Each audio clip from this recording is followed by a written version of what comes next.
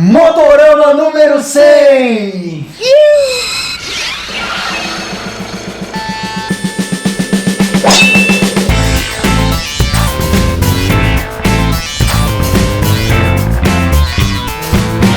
Motorama!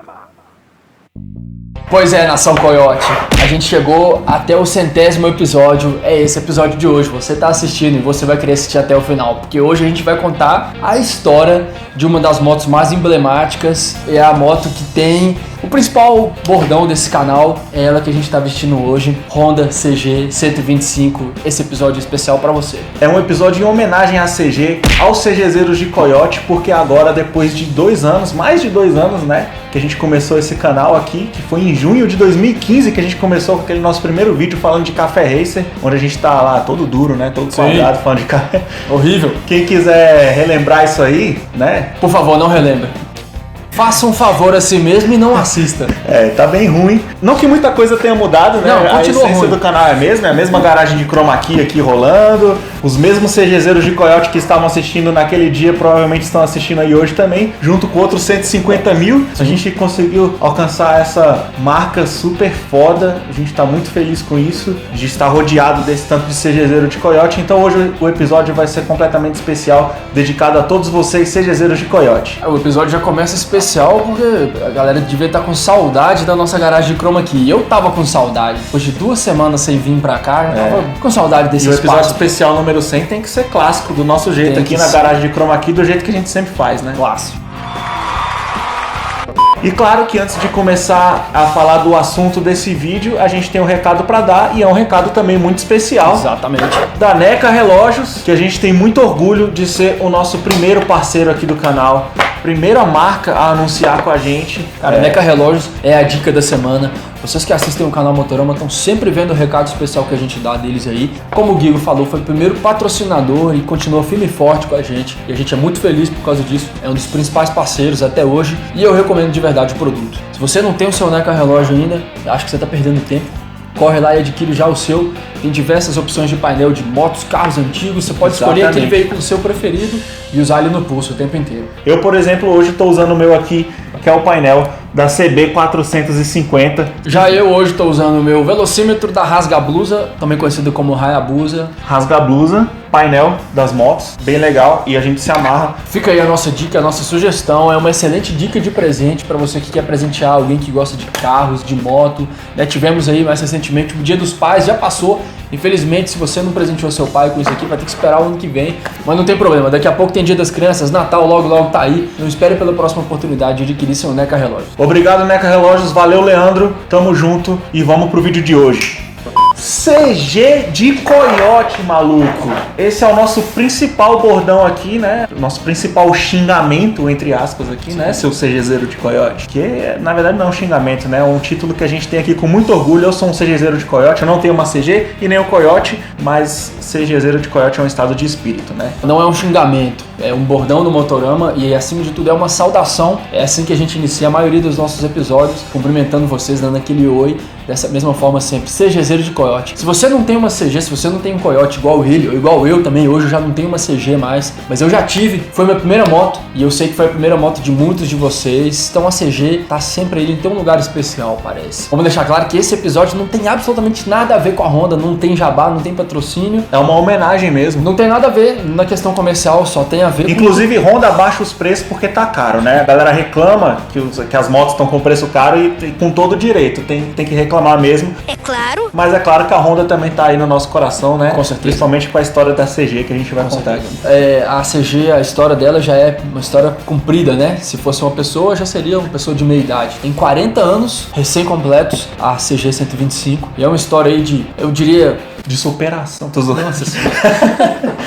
Eu quase que falei uma história de altos e baixos, mas não seria verdade. A história é só de altos, né? Ao longo desses 40 anos, ela acabou virando o modelo de moto mais vendido, inclusive superando modelos de carros, aí, os carros mais populares, os mais vendidos na história do Brasil. É o veículo mais vendido no Brasil. É o veículo mais vendido, né? Ultrapassando aí Volkswagen Fusca, Volkswagen Gol e a CG Zona lá em primeiro lugar. É motivo de orgulho pra nós. Você tem um país onde o primeiro lugar do veículo mais vendido é uma moto, quer dizer que o país gosta de moto, né? A gente tá falando de uma moto que muitas vezes é a primeira moto moto de alguém, né? A moto de entrada no mundo das motos já começa lá pela autoescola, né? O cara quando tá fazendo autoescola, na maioria das vezes tá fazendo em cima de uma CG. Claro que rola Yamaha Factor, rola outros modelos lá na autoescola, né? Que fez há pouco tempo, com certeza tá com essa memória fresca aí. Além disso também é a moto que gira a economia aqui no Brasil, né? Quando a gente fala dos motoboys, com certeza também é a moto mais usada pelos motoboys e é a moto que muita gente também tem como paixão, né? A galera coleciona também aí CGs, né? A gente conhece algumas pessoas aí que tem umas CGs raras, como por exemplo a primeira que a gente vai falar aqui dos anos 70, que é a CG Bolinha, sim, aquela da propaganda do Pelé, né? Não? Sim, Pelé era garoto propaganda. Na época ele já era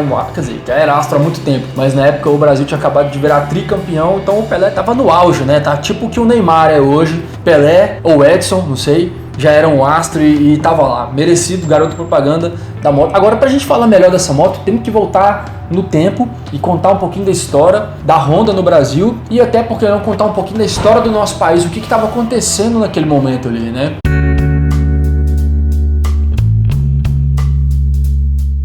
Anos 70, ao mesmo tempo tinha uma efervescência, mas tinha também uma coisa, porque, por exemplo, o país estava passando ali pela ditadura militar, né? E durante muito tempo ali foi proibido importação. Lá em aproximadamente 74, a taxa de importações subiu ali 250%, então uma coisa absurda. Tudo isso tinha uma razão, né? Era um período de ditadura militar, como eu falei, e tudo isso foi para fomentar a indústria brasileira. A ideia da marca era fazer uma fábrica, né? E aí não teve como. Lógico que assim, no primeiro momento a ideia era fazer uma fábrica ali em São Paulo, no polo principal, comércio do país, mas devido a todos os benefícios e isenções fiscais que a Zona Franca de Manaus, lá no estado do Amazonas, oferece, não teve como. Os japoneses quiseram ir para lá e foram lá que eles construíram a fábrica deles. No início com muita dificuldade, né?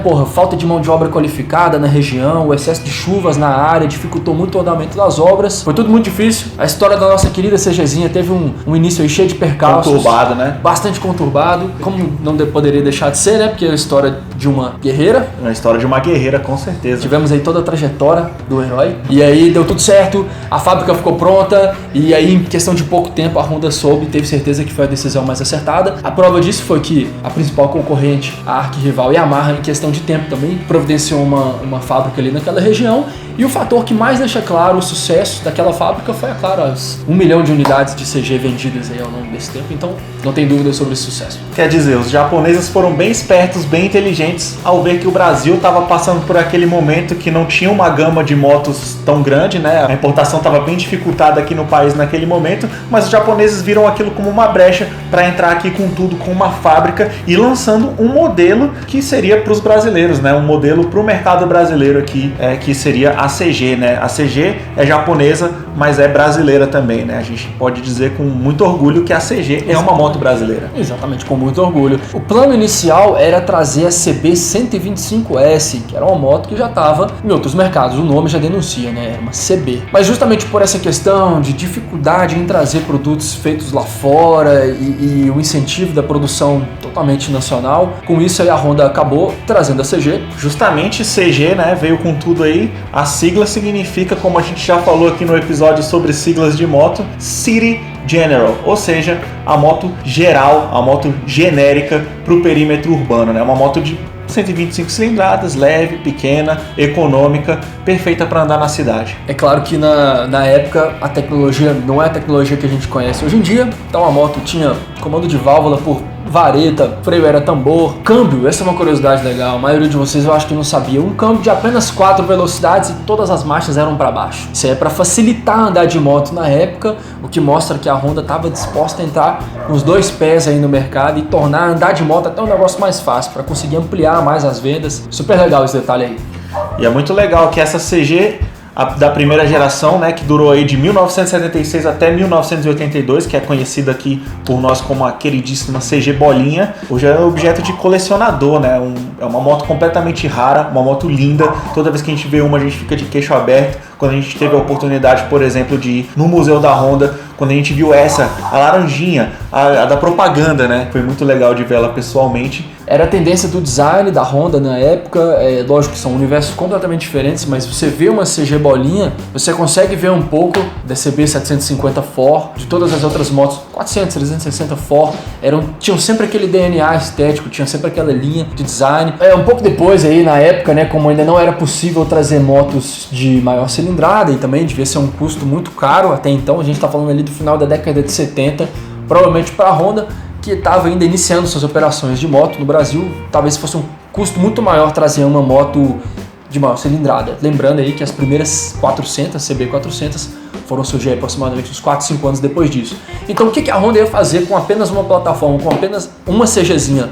Um chassi. O que ela fez foi entregar essa moto em outras versões. E aí vocês vão saber o que eu estou falando, que tem a ML, por exemplo. ML foi lançada lá em 78. A sigla não tem muito mistério, né? Quer dizer modelo luxo. E por que luxo? Por que a pessoa gastaria aí 20% a mais para comprar uma ML? Cara, mudanças assim, modelo top, né? Tipo assim, tinha 5 marchas. Então era basicamente uma versão mais luxuosa, que entregava talvez um pouco mais de conforto pelo fato da 5ª marcha e mais requinte ali, talvez, pelos cromados. E outros modelos também, como a Turuna, né? Também chegaram por aí. Turuna 125, que veio aí logo depois.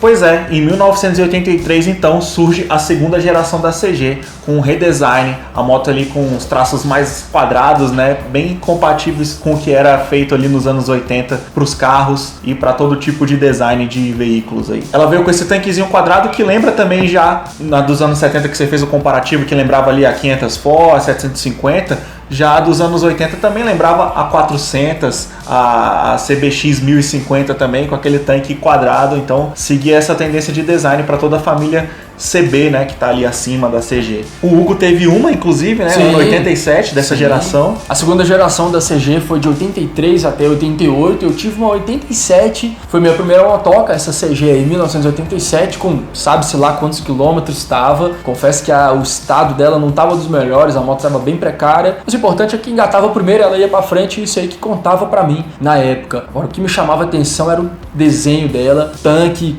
quadradinho, do jeito que não fazem mais hoje. Foi em cima dela que eu acabei fazendo uma Café Racer. E o que eu vou falar, né, cara? Foi minha primeira moto. Hoje eu espero que ela esteja aí na mão de um cara muito bacana, que sabe estar cuidando dela.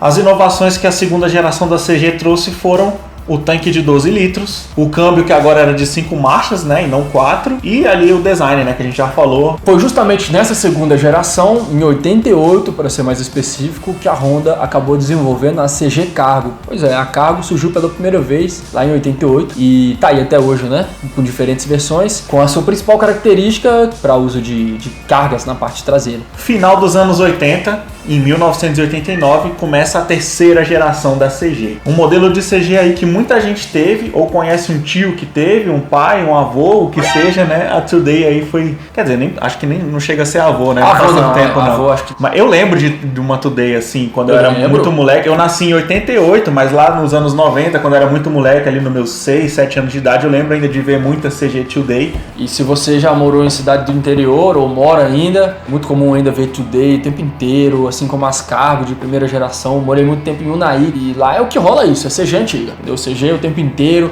são as motos de supermercado na versão Cargo, é isso o tempo inteiro. E aí você tem as antigonas lá, você tem umas relíquias lá andando na cidade, é legal. Aos poucos a Honda ia desenvolvendo uma moto que com ela em linha ia cada vez se tornando mais diferente, sempre mais evoluída.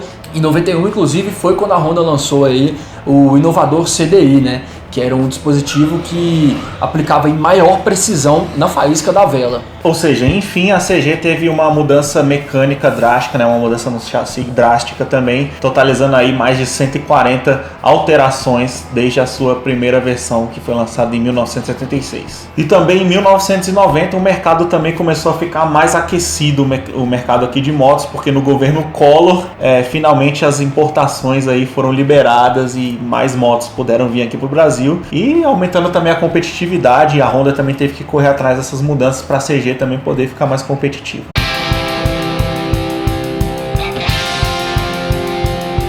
A quarta geração, que começa em 1994, já vem com um dos nomes mais emblemáticos da CG. É a Titan. O modelo aí dos titanzeiros que gostam de fazer aí o Superman, enrolar o cabo e acelerar ao máximo. A Titan com certeza é um nome aí que tá aí até hoje. É um modelo que ainda existe, né? Claro que sofreu muitas alterações, a gente vai chegar lá. Mas é um nome que ainda existe aí.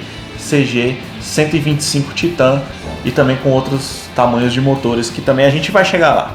O design da CG Titan já estava vindo ali com um tanque mais arredondado, já quase pegando a forma que a gente já conhece hoje em dia, né? Com a capacidade de 13 litros, quer dizer, aumentou em 1 litro a capacidade em relação ao modelo anterior. Então a CG Titan foi aquela que iniciou o marco da quarta geração da CG e logo em seguida, no ano seguinte, 95, ela voltou já com algumas modificações, tivemos aí de volta, e dessa vez ele veio para ficar, o farol redondo. É, muito louco, o farol redondo que a gente não via na CG aí desde a geração dos anos 70, aqui nos anos 90, mais especificamente em 1995 na CG Titan, ele volta e aí perdurou aí até muito tempo, até ano passado a gente ainda tinha um modelo de CG que vinha com o farol redondo. Será que com esse revival a gente vai ver ainda um revival do farol quadrado? Será que a gente ainda vai ver uma CG que vai ser lançada e vai voltar a ter o farol quadrado? No, God! No, God, please, no! No! No! No! Além do farol redondo, tinha umas setas, voltaram a ser redondas também, uma baita de umas setas enormes, quase o tamanho do farol. Quase o tamanho do farol. O painel era exagerado pra caramba, um painel maior do que o farol, inclusive. Deixava a moto, claro, que com os olhos de hoje em dia, de certa forma, um pouco desproporcional. Essa CG dessa época aí, inclusive, isso aí dá pra ter uma ideia do tanto que a Honda do Brasil tava ficando forte no segmento de motos, né? Já trilhando aí o caminho para ser a maior do mundo. Tava ficando não, em 95 ela já era muito forte. Já era, justamente. Foi nessa época aí, em 1995, que surgiu aí a 125, que ficou conhecida como exportação, porque foi a CG 125 que a Honda desenvolvia aqui no Brasil, que passou a ser exportada para países aí como Inglaterra, França, Portugal. Então, legal, né? Pensar que uma moto feita aqui, uma moto fabricada aqui, completamente brazuca. Brazuca era mandada para esses países aí, né? Inclusive, uma curiosidade, a moto saía de fábrica com aqueles adesivos que toda moto zero tem, com instruções e tal, negócio de calibragem. Essa moto vinha aí no idioma português, inglês e francês também. Então, uma moto poliglota.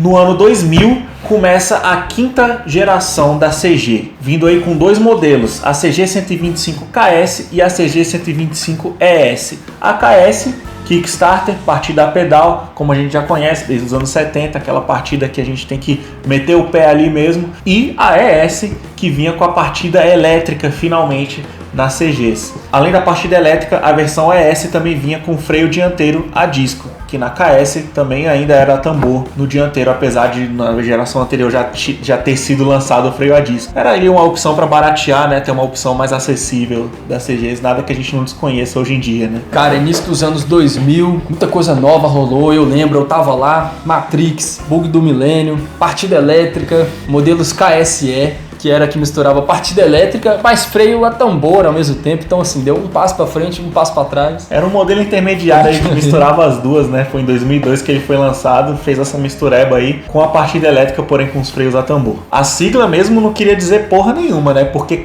o K era de Kickstarter, o E era de partida elétrica. Então KSE virou tipo Kickstarter elétrico.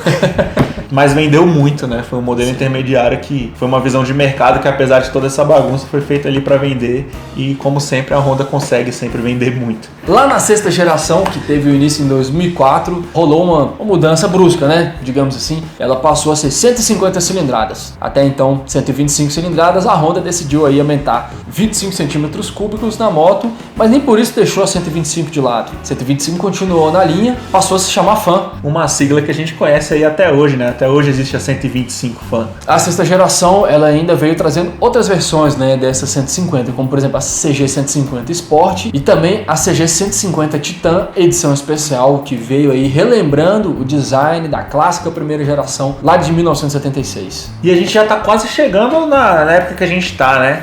Mas até chegar aqui onde a gente está, ainda teve mais 2 gerações, né? Lá em 2009, por exemplo, começou a 7ª geração da CG, que teve uma mudança de design aí e de estrutura também que acabou mudando bastante. A CG 150 Titan de 2009 veio com um tanque de 16 litros, dá para fazer até uma viagem, né? Não que não desse para fazer até com a CG bolinha, né, de 76. A 7ª geração ainda ela teve a mudança do farol, saiu de cena o farol redondo e aí a Honda desenhou um novo farol, que é o farol que vocês conhecem, o farol da Titan, já tá aí bem consagrado. Talvez pelo sucesso da Hornet, né, com aquele formato de farol, a Titan acabou recebendo esse formato de farol, esse formato de tanque, esse formato de rabeta, né, faz a moto ali parecer quase uma Naked, só que de 150 cilindradas. Isso mesmo, legal, pô. A gente for pensar que lá na década de 70, a moto que mandava no mundo, que era a CB750, tinha aquelas formas e, consequentemente, a primeira CGzinha, a primeira da linha, aquela prima neta mais distante, seguia um pouquinho ali, né? O desenho tinha aquela pretensão de ser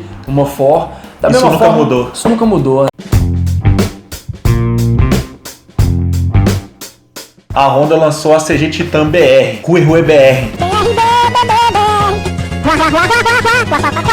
Que era uma moto aí nas cores da bandeira do Brasil. 2014 foi um ano de Copa do Mundo, um ano de Copa do Mundo aqui no Brasil, né? Pra quem não lembra, faz pouco tempo. Ou se você não lembra, também pode ser que você não tenha nascido ainda e possa estar vendo esse vídeo daqui a uns 20 anos aproximadamente. Ou talvez se você não lembra porque você quis esquecer aquele 7-1, né? Mas enfim.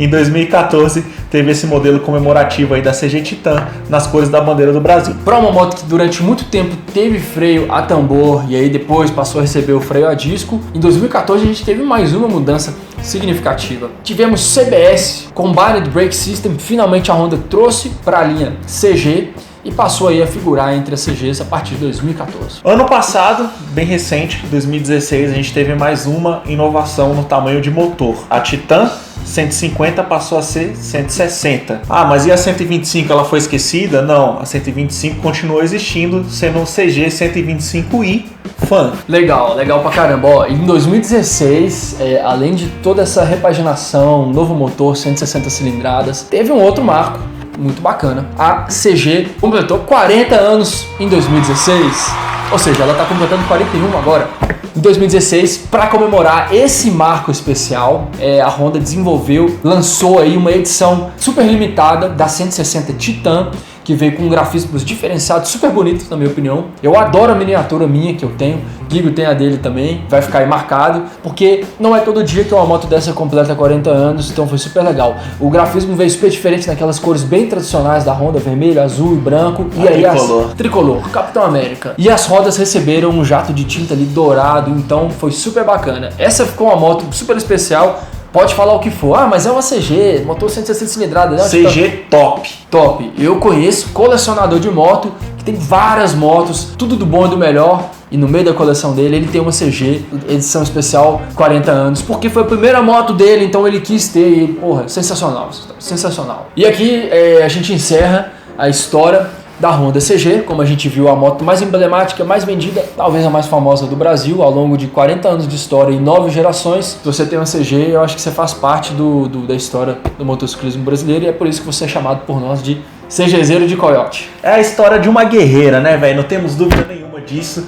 A CG é uma guerreira, espartana e que é pau pra toda obra. Então é isso, galera. Espero que vocês tenham curtido esse episódio comemorativo número 100 especial da CG Zona de Coiote, muito especial pra gente. Espero que seja especial pra vocês também. A gente vai ficando por aqui. Não deixe de meter o dedão nesse like aí, assinar o canal se você não tiver assinado, curtir a nossa página no Facebook porque tem um conteúdo muito massa rolando lá também e seguir as nossas contas no Instagram, né?